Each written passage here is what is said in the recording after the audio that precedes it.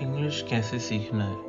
But in order to know how to learn English, first we have to discuss कि हम आखिर English क्यों नहीं सीख पाते। ऐसे हम जो इंग्लिश सीखते हैं उसमें क्या गलतियां होती हैं जिसके कारण हम इंग्लिश नहीं सही से सीख पाते।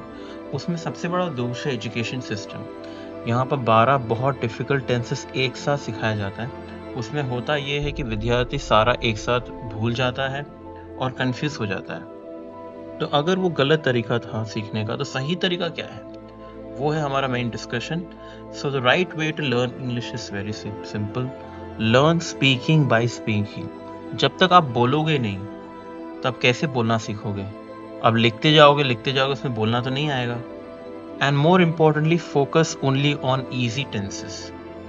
What are those easy tenses? Simple present, simple past, continuous tenses. No need to confuse yourself with all the grammar rules. First focus on very simple rules. Make it thorough, start speaking a lot, become comfortable. Then you can go back and learn the difficult tenses. दूसरा, example. जहाँ grammar rules, complicated rules problem है, उसका सुझाव, उसका solution है examples. तो अभी तुरंत हम example देख ही लेते हैं जो हम easy tenses की बात कर रहे हैं। Simple present बहुत complicated है, उसको जानने की जरूरत नहीं। सिंपल प्रेजेंट क्या है जानने की ये जरूरत है। आई ईट नूडल्स, ये जो स्ट्रक्चर है ये है सिंपल प्रेजेंट। सेम हो सकता है कि I play cricket, I watch TV. Simple past मतलब भूतकाल, I ate noodles. Continuous tense, I am eating noodles. Let's look at one more example. I study English,